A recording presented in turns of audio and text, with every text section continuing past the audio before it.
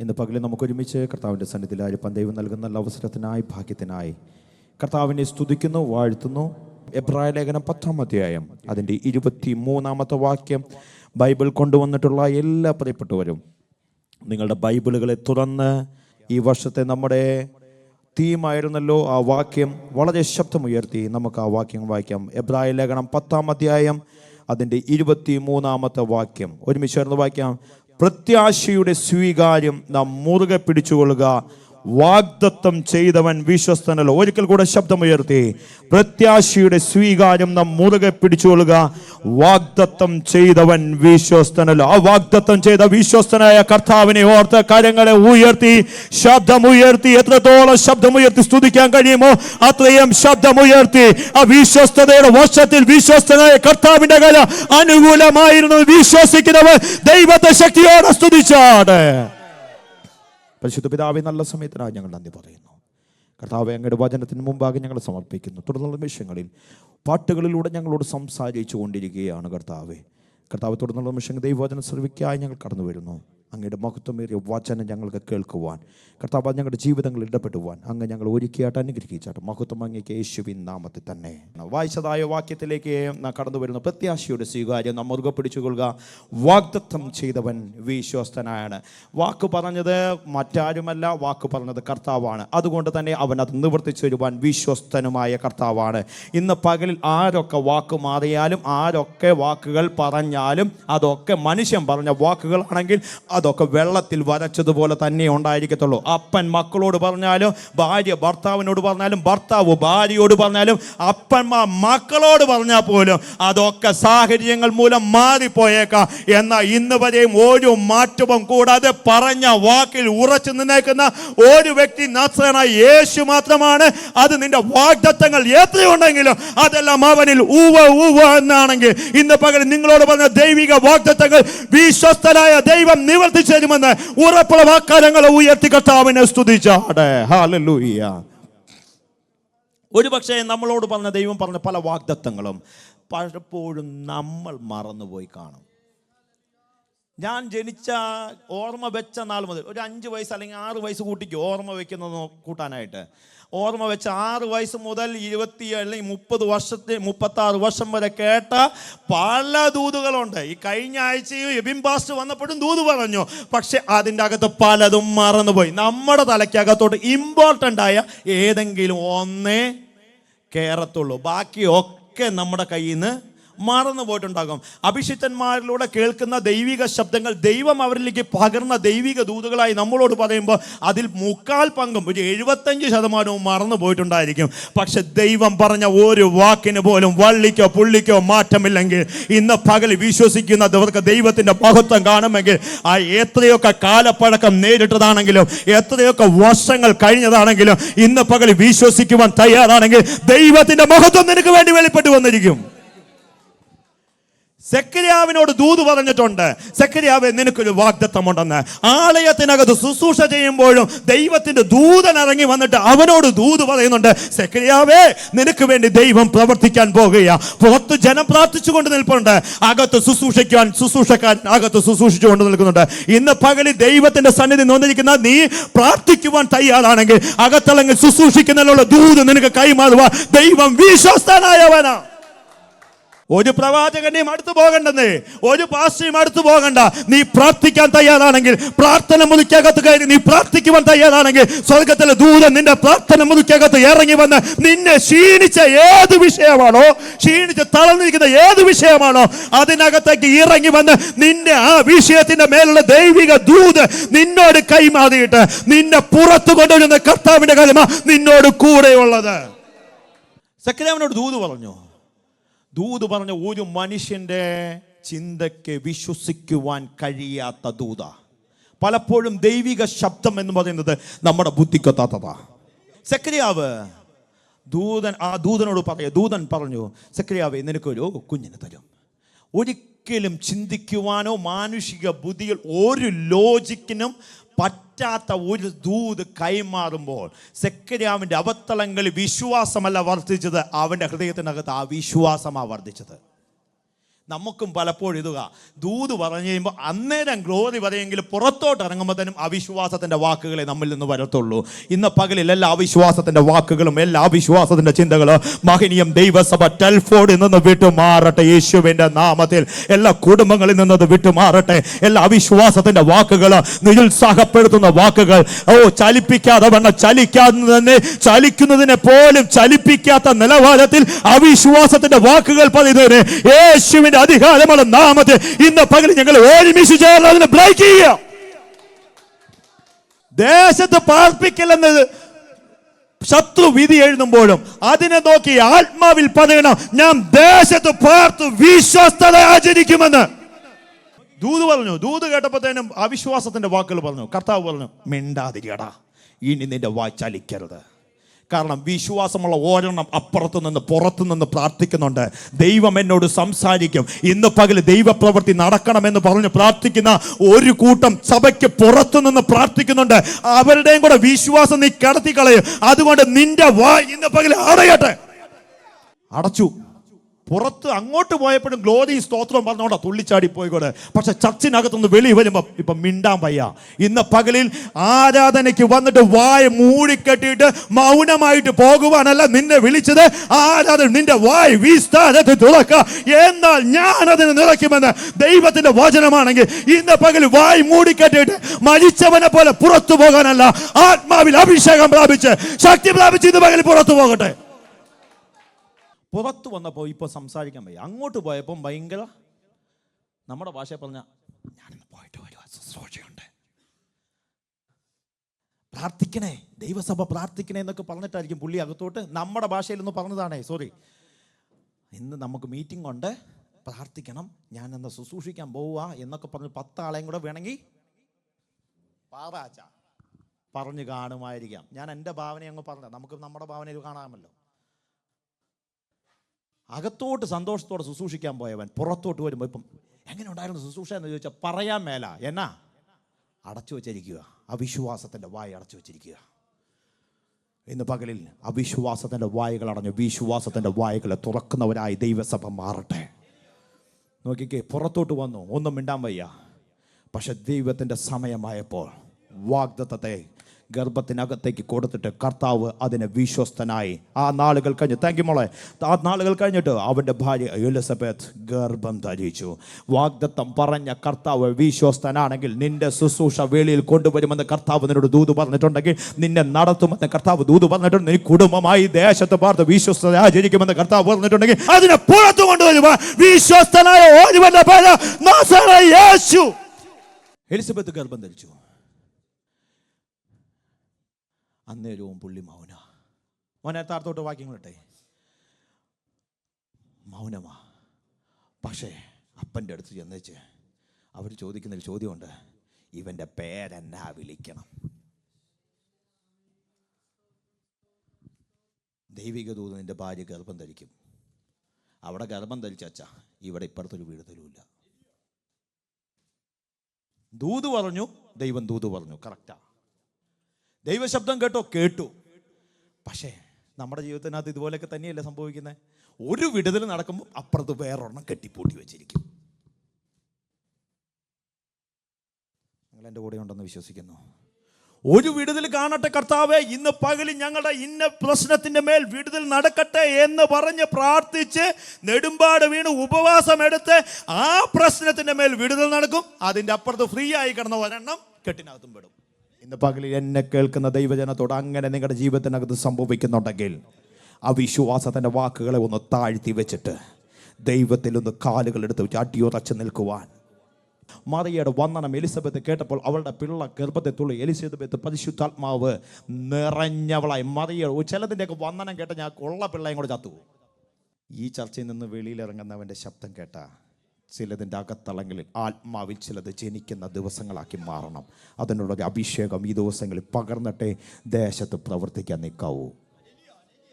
ഒരിക്കൽ കൂടെ പറയാൻ ആഗ്രഹിക്കുന്നു, മറിയയുടെ വന്ദനം എലിസബത്ത് കേട്ടപ്പോൾ അവളുടെ അകത്ത് കിടന്ന പിള്ള ഗർഭത്തിൽ തുള്ളി. ഇന്ന് പകലിൽ മഹനീയം ദൈവസഭയ്ക്കകത്ത് നിൽക്കുന്ന ദൈവജനത്തോട് അഭിഷേകത്തിന്റെ നിലവിൽ നിന്ന് വിളിച്ചു പറയുക, നിന്റെ വന്ദനത്തിന്റെ സ്വരമല്ല, നീ ചെന്ന് പ്രൈസ് ദി ലോർഡ് ബ്രദറെ എന്ന് പറഞ്ഞ് അവന് ഷെയ്ക്കൻഡ് കൊടുത്ത അവന്റെ അകത്ത് ചില വിടുതലുകൾ സംഭവിക്കുന്ന നിലവാരത്തിലേക്ക് ഒരു അഭിഷേകത്തിന്റെ സാന്നിധ്യം ഇന്ന് പകലിൽ ചലിക്കപ്പെടട്ടെ യേശുവിന്റെ നാമത്തിൽ. ഇന്നലെ വരെ പരിശുദ്ധാത്മാവിന്റെ അഭിഷേകം എന്താണെന്ന് അറിയാത്തവള് എലിസബത്ത്. അവിടെ എഴുതിയേക്ക് നോക്കിയേ, എലിസബത്തും പരിശുദ്ധാത്മാവ് വായിച്ചേ നിറഞ്ഞവളായി ചെന്ന് ഒരു ഭവനത്തിനകത്തേക്ക് ഒന്ന് കാലുകുത്തുന്ന സമയത്ത്, നീ ഒരു വ്യക്തിയോട് സംസാരിക്കുന്ന സമയത്ത്, നീ ഒന്ന് വാക്ക് പറഞ്ഞില്ലെങ്കിൽ പോലും ആ നിന്റെ ഒരു പ്രൈസ് ദി ലോർഡിനകത്ത് പോലും ദൈവത്തിൻ്റെ ചലനം അവിടെ ചലിക്കണം. ജീവനില്ലാത്തതിനെ ചലിപ്പിക്കുന്ന ദൈവശക്തിയായി മാറണമെങ്കിൽ അത് പരിശുദ്ധാത്മാവിൻ്റെ സാന്നിധ്യത്തിന് കഴിയുള്ളൂ. ഏതിൽ നിന്ന് ഒരു നദിയെ പുറപ്പെടുന്നത്, ഒറ്റ നദിയെ പുറപ്പെടുന്നുള്ളൂ. പക്ഷെ അത് 4 ശാഖകളായിട്ട് പിരിയുന്നുണ്ട്. 4 ശാഖകളായിട്ട് പിരിയുന്നിടത്തൊക്കെയും ചെന്ന് ചേരുന്ന സ്ഥലത്തൊക്കെയും ചലിക്കാത്ത കുറെ ജീവികളുള്ളതിനെ ചലിപ്പിക്കുന്നതായിരുന്നു ആ നദിയുടെ പ്രത്യേകത. അങ്ങനെയെങ്കിൽ ടെൽഫോർഡ് മഹനീയത്തിൽ നിന്ന് ദേശത്തിന്റെ 4 ദിക്കുകളിലേക്ക് ശാഖകളായിട്ട് പിരിയുന്ന ഒരു ആത്മനദി ഈ ദിവസങ്ങളിൽ പൊട്ടി പുറപ്പെടുവാൻ തക്കവണ്ണം ഒരു അഭിഷേകത്തിന്റെ തൈല നദി ഈ ദിവസങ്ങളിൽ സഭയ്ക്കകത്ത്, കുടുംബങ്ങൾക്കകത്ത് വ്യാപരിക്കുന്ന യേശുവിന്റെ നാമത്തിൽ. അത് ചിലതിനെ ഉണക്കുവാനല്ല, ചിലതിനെ മുറിച്ചു കളയുവാനല്ല, ചിലതിനെ വളർച്ചയെടുക്കുവാനുള്ള അഭിഷേകം, ചിലതിനെ പുഷ്ടി പ്രാപിക്കുന്ന അഭിഷേകം, ചിലതിനെ ആത്മാവിൽ കായ്പിക്കുന്ന അഭിഷേകം. യോഹന്നാൻ എന്ന് പേരിടണം എന്ന് പറഞ്ഞ സമയത്ത് തന്നെ അവൻ്റെ വായുടെ കട്ടഴിഞ്ഞു. ഇന്ന് പകൽ ആത്മാവിൽ ചിലതിന് കൈമാറുകയാണ്. നിന്റെ അകത്തളങ്ങളിലുള്ള അവിശ്വാസത്തിൻ്റെ വാക്കുകൾ ഉച്ചരിക്കാതെ വായെ സിബിട്ട് പൂട്ടിയേച്ച് ദൈവം ചെയ്യുന്ന വാഗ്ദത്തത്തിന് വേണ്ടി കാത്തിരിക്കുവാൻ തയ്യാറാണെങ്കിലുണ്ടല്ലോ, വാഗ്ദത്ത സന്തതി നിനക്ക് വേണ്ടി പുറത്തു വന്നിരിക്കും.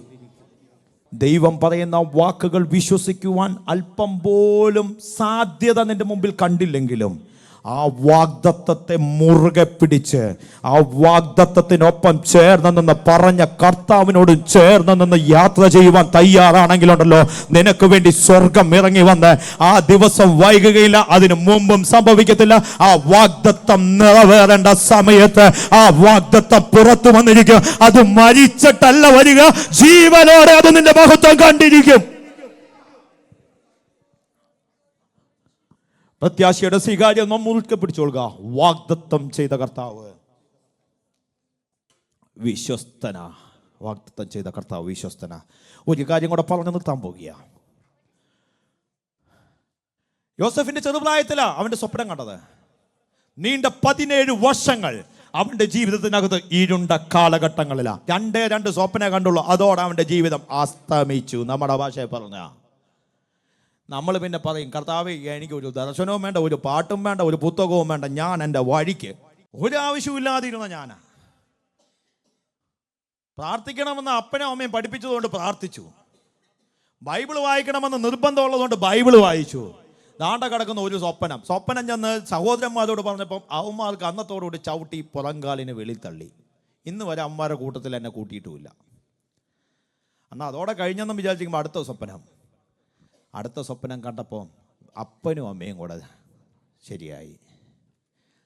ആ സ്വപ്നം കണ്ട അവൻ്റെ ജീവിതത്തിനകത്ത് നോക്കുമ്പോൾ നീണ്ട 17 വർഷങ്ങൾക്കകത്ത് ഒരു ദൈവിക ശബ്ദമോ ഒരു വെളിപ്പാടോ ഒരു സ്വപ്നമോ സ്വർഗത്തിൽ നിന്ന് ഒരു അഭിഷിക്തൻ്റെ ദൂതോ ഇന്ന് വരെ കേട്ടില്ല. ചോദ്യം നിങ്ങളിലേക്ക് കൈമാറുന്നു. 17 വർഷം വേണ്ട ആഴ്ച, 7 ആഴ്ച ആരെങ്കിലും ഒന്നും മിണ്ടാതിരുന്ന തീരാവുന്ന വിശ്വാസം നമ്മക്കുള്ളൂ എന്നാണ് എനിക്ക് തോന്നുന്നത്. ഞായറാഴ്ച പാസ്റ്ററെ കണ്ട് ഷെയ്ക്കൻഡ് കൊടുത്തില്ല. പാസ്റ്റർ അതിലെങ്ങനെ നടന്നു പോയപ്പോൾ കണ്ടില്ലെങ്കിൽ പിറുപിറുക്കുന്ന നമ്മളോടാ 17 വർഷം മിണ്ടാതിരുന്ന കർത്താവിൻ്റെ പ്രശ്നം. നിങ്ങൾക്ക് മനസ്സിലായി കാണുമെന്ന് വിശ്വസിക്കുന്നു. ചർച്ചയിൽ വരുന്ന ഒരു വ്യക്തി ഷെയ്ക്കൻഡ് തന്നില്ലെങ്കിൽ അതിന് പിറുപിറുക്കുന്ന നമ്മളാ 7 വർഷം കാത്തിരിക്കുന്നത്, അല്ലെങ്കിൽ 17 വർഷം കാത്തിരിക്കുന്നത്. ആണോ സഹോദരേ? ഇരിക്കത്തില്ല. നമ്മളെ സഭയിൽ നിന്ന് അടുത്ത സഭ എവിടെ പോവും? മനസ്സിലാവുന്നുണ്ടോ? ഈ ചർച്ചിനകത്ത് വരുന്ന നമ്മൾ ഇങ്ങനെയോട് പറയും, ആ പാസ്റ്റർ എടുത്ത് പോയ പുള്ളി ആരെയും, പുള്ളിയുടെ കുറച്ച് ശിങ്കടികളുണ്ട്, അവരുമായിട്ട് പുള്ളി എപ്പോഴും സംസാരിച്ച് ഇങ്ങനെ നടക്കും. അതുകൊണ്ട് ഞങ്ങൾ അവിടെ പോകുമ്പോൾ ഡിസ്ക്രിമിനേഷൻ ഫീൽ ചെയ്യുക. അതുകൊണ്ട് നമുക്ക് അടുത്ത ചർച്ചിനകത്ത് പോവാം. എന്നാൽ പിന്നെ അതാണ് ഇപ്പോഴത്തെ ഒരു ട്രെൻഡ്. എന്നാൽ നമുക്ക് ഒരു ചർച്ചങ്ങ് വീട്ടിൽ സഭായോഗം സ്റ്റാർട്ട് ചെയ്യാം. അതിനുശേഷം യോസേഫിനോട് പറഞ്ഞ രണ്ട് സ്വപ്നമേ ഉള്ളൂ. നമ്മുടെ ഭാഷ പച്ച മലയാളത്തിൽ പറഞ്ഞാൽ അതോടെ അവൻ്റെ ജീവിതം പുകയാണ്. പിന്നെ അവനെപ്പറ്റി കാണുന്നത് എല്ലാവരും എടുത്ത് ഫുട്ബോൾ അടിക്കുന്നത് മാത്രമേ കാണുന്നുള്ളൂ. സിക്സർ കട്ടാണോ മഷ്റൂം കട്ടാണോ ഏതാണെന്നൊന്നും എനിക്കറിയാൻ പാടില്ല. പക്ഷെ മൊത്തത്തിൽ അടിയാ. പക്ഷെ ഒരു കാര്യം ഉറപ്പാണ്, സ്വപ്നം കണ്ടത് യോസേഫാണെങ്കിലും സ്വപ്നം കാണിച്ചത് കർത്താവാണ്. ഒരിക്കൽ കൂടെ ഞാൻ ആ പദം പറയാൻ ആഗ്രഹിക്കുന്നു. സ്വപ്നം കണ്ടത് ഞാനാണെങ്കിലോ അച്ഛാ, സ്വപ്നം തന്നത് കർത്താവാ. ശമുവേലെ എന്ന് വിളിച്ചത് കർത്താവാണെങ്കിലും കേട്ടത് ശമുവേല. ഏലി കേട്ടില്ല. ഒന്നും കൂടെ പറയാം. അതെന്തിനാ അതെടുത്ത് പറയുന്നറിയാവോ? അതിനകത്ത് ഇമ്പോർട്ടൻ്റ് ഉണ്ട്. അതുകൊണ്ടാണ് സ്വപ്നം യോസേഫാ കണ്ടത്, പക്ഷെ കാണിച്ചത് കർത്താവാ. വിളിച്ചത് കർത്താവ, ശമുവേലെ കേട്ടുള്ളൂ. സ്വപ്നം കർത്താവ് അയക്കുന്നു, നീ കാണുന്നു. കർത്താവ് നിന്നെ വിളിക്കുന്നു, നീ അവൻ്റെ ശബ്ദം കേൾക്കുന്നു. എൻ്റെ ശബ്ദം കേട്ട് എൻ്റെ പിന്നാലെ വരുമെന്ന് കർത്താവ് നിന്നോട് പറഞ്ഞിട്ടുണ്ടെങ്കിൽ നീ അവൻ്റെ പിന്നാലെ പോവുകയാണെങ്കിൽ നിന്നെ സ്വപ്നങ്ങളെ കാണിക്കുന്നത് കർത്താവിൻ്റെ കാര്യം നിന്നോട് കൂടെ ഉണ്ടെന്ന്. ഈനാമ്പേച്ചി വരുന്നത്, മഴപ്പെട്ടി കടിക്കാൻ വരുന്നു, ആന കുത്താൻ വരുന്നതും അല്ല കാണുന്നു പറഞ്ഞത്. നിന്റെ ഭാവിയെ പറ്റി കാണിച്ചു തരുന്ന ഒരു സ്വപ്നം നിനക്ക് വേണ്ടി വെളിപ്പെട്ട് വന്നിരിക്കും. യോസഫിന്റെ ഭാവിയെ പറ്റി യോസഫിന് ഒരു ഐഡിയയുമില്ല. പക്ഷേ ആ സ്വപ്നം വെളിപ്പെടുത്തി കൊടുക്കാൻ അന്നത്തെ കാലത്ത് ഒരു കൃപ അവനുള്ളവനും ഉണ്ടായെന്ന് എനിക്ക് തോന്നുന്നില്ല. എങ്കിൽ അവൻ അവിടെ പോയെന്ന് അവിടെ എഴുതി വെച്ചാനെ. പക്ഷെ അത് വെളിപ്പെടുത്തി കൊടുക്കുവാൻ ഒരുത്തനെയും അവിടെ കണ്ടില്ല. പക്ഷേ അവിടെ ഒരു സൂചന നൽകുന്നുണ്ട്. അപ്പനും അമ്മയും പറയുന്നുണ്ട്. അപ്പൻ പറയുന്നുണ്ട്, ഞാനും നിന്റെ അമ്മയും നിന്റെ സഹോദരങ്ങളും നിന്നെ വന്ന് വണങ്ങി നമസ്കരിക്കുമോ? ചില ശബ്ദങ്ങൾ കേൾക്കുമ്പോൾ അങ്ങനെയല്ല ഇങ്ങനെയാണെന്നൊന്നും പറയാൻ നിൽക്കണ്ട. നീ പ്രാർത്ഥന മുറിക്കകത്തോട്ട് കയറിയാൽ മതി. ചെന്ന് പ്രാർത്ഥിക്കാനിരുന്നു. ഒരുപാട് സഹോദരങ്ങളാലും നിന്ദയും അപമാനവും ഒക്കെ ഏറ്റ് വേദനപ്പെട്ട് ഞെരുങ്ങിക്കിടക്കുന്ന ഒരു അഭിഷിക്തൻ, അവൻ രക്ഷപ്പെടാൻ വേണ്ടി പോത്തിപ്പേറിൻ്റെ വീട്ടിൽ ചെന്നു. അവിടുത്തെ മേലാളായെങ്കിലും അവിടെ നിന്നും വീണ്ടും കാരാഗ്രഹത്തിനകത്ത് പെട്ട് കിടക്കുമ്പോഴും അവിടെയും അവനെ കൊണ്ട് ചില ദൈവിക പദ്ധതികൾ ചെയ്യിപ്പിക്കുന്നുണ്ട്. അവിടെയും അവനെ ഓർത്തില്ല. ഇതുപോലെ ചില വാക്കുകളും ചില കുത്തുവാക്കുകളൊക്കെ കേട്ട് ആശ്വസിക്കുവാൻ ചിലരൊക്കെ ഉണ്ടാകും. ആശ്വസിപ്പിക്കുവാൻ എൻ്റെ സഭ പാസ്റ്റർ ഉണ്ടാകും. ആശ്വസിപ്പിക്കാൻ എൻ്റെ കൂടെ കൈയടിക്കുന്ന അന്യഭാഷ പറയുന്ന അച്ചായനുണ്ടാകും, അമ്മാമയുണ്ടാകും എന്നൊക്കെ ആരെങ്കിലൊക്കെ വ്യാമോഹിക്കുന്നുണ്ടെങ്കിൽ ഇന്ന് പകല് നിന്റെ പ്രശ്നത്തിന്റെ മുമ്പിൽ അവരാരും കാണത്തില്ല. അച്ഛാ, നിനക്ക് വേണ്ടി സ്വർഗം മാത്രമേ കാണത്തുള്ളൂ. ഒരു പക്ഷെ പാസ്റ്റോട് പറയുമ്പോൾ പ്രാർത്ഥിക്കാൻ കുഞ്ഞ എന്നത് ഒറ്റ വാക്കിനകത്ത് കഴിഞ്ഞേക്കും. പക്ഷെ സ്വർഗം നിന്റെ വിഷയത്തിന് മേൽ ഏറ്റെടുക്കാൻ തയ്യാറായാലുണ്ടല്ലോ, അത് നിന്നെ മരണപര്യന്തം നീ വിശ്വസ്തനായ ദൈവത്തിന്റെ കിരീടം നിന്റെ മേൽ തലവെക്കുന്നത് പോലെ അത് നിന്നെ പിന്തുടർന്നുകൊണ്ടേയിരിക്കും. യോസഫിനെ കാലഗ്രഹത്തിനകത്ത് കിടക്കുക, മുമ്പോട്ട് പോകാൻ ഒരു വഴിയില്ല. പക്ഷേ പ്രാർത്ഥിക്കുന്ന ഭക്തന് വേണ്ടി സ്വർഗം ദർശനത്തിൽ പറഞ്ഞതുപോലെ ഒരു ദിവസം നീണ്ട 17 വർഷങ്ങൾക്ക് ശേഷം ഒരുത്തം വരികയാ, നിന്നെ വിളിക്കുന്നുണ്ട്. പിന്നെ അവിടെ നടക്കുന്ന ചരിത്ര സംഭവമാണ്. സ്വപ്നം എന്താണോ അത് തന്നെ അവൻ്റെ ലൈഫിനകത്ത് സംഭവിച്ചെങ്കിൽ ഇന്ന് പകൽ പരിശുദ്ധാത്മാവിൽ ആരോടൊക്കെ ദൂത് കൈമാറുകയാ. ദൈവിക ദർശനമാണോ നീ കേട്ടത്? ദൈവത്തിൽ നിന്ന് പ്രാപിച്ച ദൈവിക ശബ്ദമാണോ നീ കേട്ടത്? ഇന്ന് പകൽ അതിനകത്തുനിന്ന് ഒരു വള്ളിക്കോ പുള്ളിക്കോ മാറ്റമില്ലാതെ അത് തന്നെ നിന്റെ ജീവിതത്തിനകത്ത് നടക്കുമെന്ന് ദൈവം നിന്നോട് പറഞ്ഞിട്ടുണ്ടെങ്കിൽ വിശ്വസിക്കുക. ദൈവത്തിന്റെ മഹത്വം നീ കാണുവാനിടയാകട്ടെ. ഇസ്രായേൽ ജനം മിസ്രൈമിൽ പാർക്കുകയാണ്. ഒരിക്കൽ പോലും അവിടെ നിന്ന് രക്ഷപ്പെടുമെന്ന് ഒരു മനുഷ്യന് പോലും തോന്നിക്കാത്ത നിലവാരത്തിൽ അവിടെ പെട്ടുകിടക്കുകയാണ്. അവിടെ പെട്ടുകിടക്കുന്ന സമയത്ത് ഒരു ശബ്ദം, ഇനി ഗോശേൻ ദേശത്ത് ഒരു തലമുറ പോലും ജനിക്കരുത്. മിസ്രൈമിൽ ജനനങ്ങൾ നടക്കുന്നു, ഗോശേൻ ദേശത്ത് ജനനങ്ങൾ നടക്കുന്നില്ല.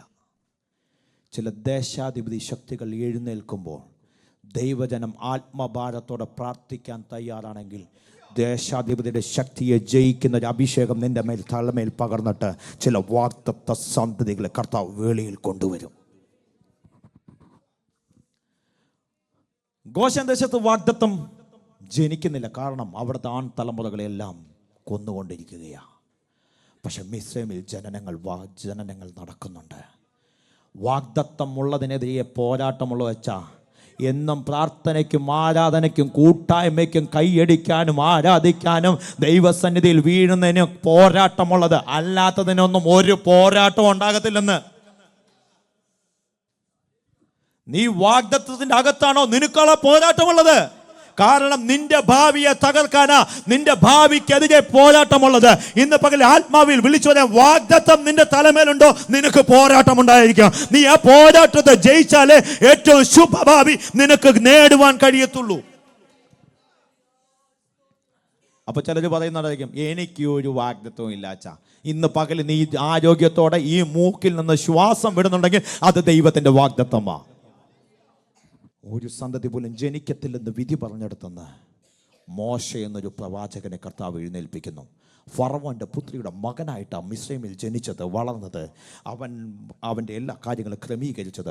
പക്ഷെ ഫറവോന്റെ പുത്രിയുടെ മകൻ എന്ന് വിളിക്കപ്പെടുന്ന ആ പേരിനെ മാറ്റി വെച്ചിട്ട് ഇപ്പുറത്തോട്ട് വന്നിട്ട് അവൻ്റെ ജനത്തിൻ്റെ കഷ്ടത കണ്ടുവെച്ച് അവിടെ നിന്ന് വിടുവിക്കുവാനുള്ള ഒരു അഭിഷേകം അവൻ്റെ മേൽ വീണിട്ട് ആ പിന്നെ വരുന്ന 400 വർഷത്തിൻ്റെ അടിമത്തിൽ നിന്ന് ആ ജനത്തെ കൈപിടിച്ച് ഉയർത്തുവാനുള്ള ഒരു അഭിഷേകമായിട്ട് മോശ എന്നൊരു പ്രവാചകൻ മിസ്രൈമിനകത്തുനിന്ന് എഴുന്നേൽക്കുകയാണ്.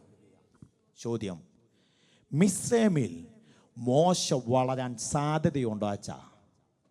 യഹൂദന്റെ മകൻ ഫറവോന്റെ കൊട്ടാരത്തിൽ വളരുവോ? മിസ്രൈമിർക്ക് ഗോശേൻ ദേശത്തോട്ട് തള്ളി മാറ്റി, നിങ്ങൾ അങ്ങോട്ട് പൊക്കോടാ എന്നും പറഞ്ഞ് തള്ളി ഗോശേൻ ദേശത്തോട്ട് മാത്രം ഒതുക്കിയത്. വേറെ എവിടെയും കൊണ്ട് മിസ്രൈമിൽ താമസിപ്പിച്ചില്ല.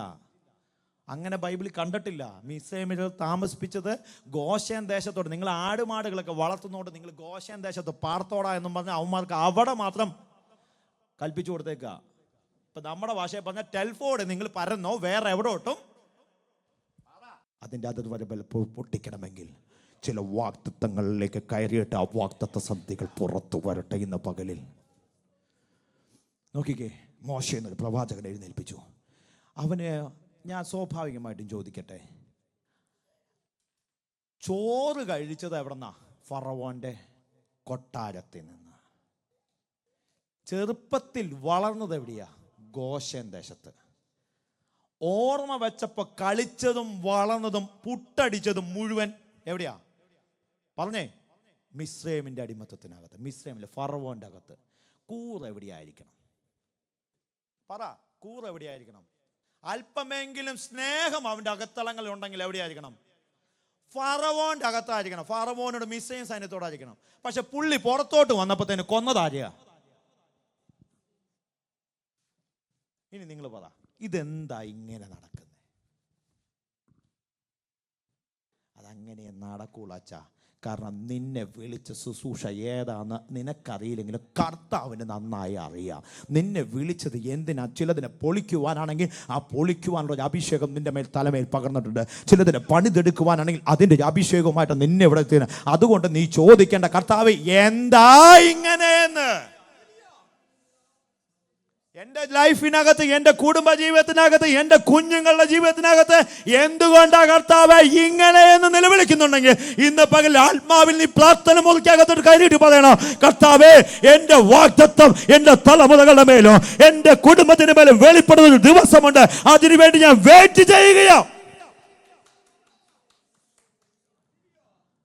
ഒരിക്കലും ആ വാഗ്ദത്തം ശരിയാവാൻ മനുഷ്യരുടെ മുമ്പിൽ കണ്ണുകൾ കൊണ്ട് നോക്കിയാൽ ഒരിക്കലും ശരിയാകാൻ സാധ്യതയില്ല. പക്ഷേ വളർന്നത് മിസ്രൈമിൻ്റെ അടിമത്തത്തിനകത്താണ്. കൂറ് ഇസ്രായേൽ ജനത്തോടാ.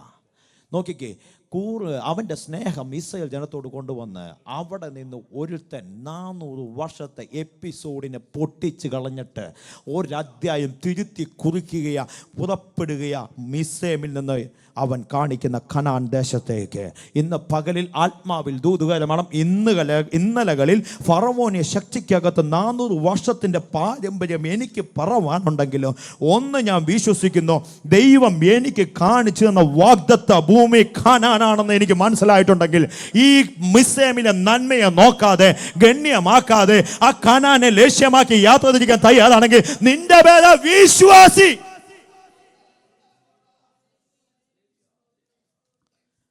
യാത്ര തിരിച്ച് മുമ്പോട്ട് പോകുമ്പോൾ തന്നെ അവർ പറയുന്നുണ്ട്, അവിടെ ചിറ്റുള്ളി ഉണ്ടായിരുന്നു, വാഴയ്ക്ക ഉണ്ടായിരുന്നു, തക്കാളി ഉണ്ടായിരുന്നു, നമ്മുടെ ഭാഷയിൽ അങ്ങ് പറഞ്ഞു പോകണേ, ബനാന ഉണ്ടായിരുന്നു, നല്ല ഫ്രൂട്ട്സ് ഒക്കെ ഉണ്ടായിരുന്നു മിസ്രയീമിൽ, ഞങ്ങൾക്കെല്ലാം സുഭിക്ഷ. ഇപ്പം ഞങ്ങൾ എന്ത് ചെയ്യാം? മരുഭൂമിയിൽ. നമ്മുടെയൊക്കെ പ്രശ്നം ഇതൊക്കെ തന്നെ. നമ്മൾ ഇവിടത്തേക്ക് കാര്യങ്ങളൊക്കെ കണ്ട് നമ്മളങ്ങനെ സന്തോഷമായിട്ട് പോകുക. പക്ഷെ നിന്നെ വിളിച്ചത് നിത്യതയ്ക്ക് വേണ്ടി ഒരുക്കപ്പെടാനാ. കർത്താവ് താൻ കാഹളം ദൂതിക്കുമ്പോൾ പ്രധാന ദൂതന്റെ ശബ്ദത്തോടെ ഇറങ്ങി വരുമ്പോൾ ആ കാഹളം കേട്ട് ഇവിടെ നിന്ന് എടുക്കപ്പെടാൻ വേണ്ടിയാ നിന്നെ വിളിച്ച സഭയാം തോട്ടത്തിനകത്ത് നിർത്തിയിരിക്കുന്നത്. അച്ഛാ ജോലിയുണ്ട്, സംഭവിച്ചു, സമ്മതിക്കുന്നു. പ്രാർത്ഥനയ്ക്കും കൂട്ടായ്മകൾക്കും പോകാൻ പണ്ടത്തെ പോലെ സമയം കിട്ടുന്നില്ല, സമ്മതിക്കുന്നു. പക്ഷെ അതിൻ്റെ അകത്ത് വിശുദ്ധ ജീവിതം നയിച്ച് കർത്താവിന്റെ വരവിന് വേണ്ടി ഒരുക്കപ്പെടുവാൻ തയ്യാറാണെങ്കിൽ ആ പേർ വിളിക്കുന്ന നാളിൽ നീ എടുക്കപ്പെടാൻ സാധ്യതയുണ്ട് കേട്ടോ. ഇല്ലെങ്കിൽ ഇവിടെ കിടന്ന് ഈ കാട്ടിക്കൂട്ടിയ സകല എണ്ണത്തിനും ഉറപ്പായും മടല് വെട്ടി തല്ലുന്ന ദിവസം വരുന്നുമുണ്ട്. മര്യാദയ്ക്ക് ഒരു സിനിമ കണ്ടോ? ഇല്ല. സിനിമ കാണാൻ പോകണമെന്നല്ല പറഞ്ഞത്. മര്യാദയ്ക്ക് ഒരു കാര്യത്തിന് പോയോ? ഇല്ല. ഒളിച്ചും പാത്തൊക്കെയാ പോയിക്കൊണ്ടിരുന്നത്. എന്നാ പിന്നെ അതെങ്കിലും ചെയ്യാൻ പാടില്ലായിരുന്നോ ചോദിച്ചില്ലേ? ഇവനായിരുന്നു ഇന്നലെ വരെ കിടന്ന് തുള്ളിയായിരുന്നു എന്നോട് മാനസാന്തരപ്പെടാൻ പറഞ്ഞോണ്ട്. അടിക്കുവോ? പറ സാമത്, ഒന്ന് ഉറക്കെ പറ, കേക്കട്ടെ, ഒന്ന് ഉറക്കെ പറ. ഉറപ്പായിട്ടും കാഹളം ധ്വനിച്ച് ഇവിടെ നിന്ന് പോയില്ലെങ്കിൽ അന്നും ഇവിടെ കത്രമേശ കാണുന്ന ഞാൻ വിശ്വസിക്കുന്നത്. ഇന്നിത് പറയുമ്പോൾ ഭയത്തോടെ ഞാൻ വിളിച്ചു പറയാം, വിശുദ്ധ ജീവിതം നയിക്കുവാനാണ് നിന്നെ വിളിച്ചു വേർതിച്ചത്. വിശുദ്ധിയിൽ, വിശ്വാസത്തിൽ, കൂട്ടായ്മയിൽ ഉറച്ചു നിൽക്കുവാനാണ് ദൈവം നിന്നെ വിളിച്ചത്. ഇവിടെ കാണുന്ന ഏതെങ്കിലും കാര്യങ്ങൾക്ക് വേണ്ടിയല്ല നിന്നെ തിരഞ്ഞെടുത്ത് ടെൽഫോർഡ് പട്ടണത്തിനകത്താക്കി വെച്ചിരിക്കുന്നത്. ദൈവത്തിന് വേണ്ടി നിലകൊള്ളുവാനാണെങ്കിൽ, ദൈവത്തിന് വേണ്ടി നിൽക്കുവാനാണെങ്കിൽ, യഹോവയുടെ പക്ഷത്തുള്ളവൻ ആരെന്ന് ചോദിക്കുമ്പോൾ നെഞ്ചും വീലും കൈയും മടക്കിയിട്ട് ചെന്ന് പറയണം, ഞാനുണ്ട് കർത്താവേ എന്ന്. അങ്ങനെയുള്ളതിനെ കർത്താവിന് ആവശ്യം. ഇന്ന് പകലിൽ കണ്ണുകൾ അടയ്ക്കാൻ ദൈവത്തോട് പ്രാർത്ഥിക്കും.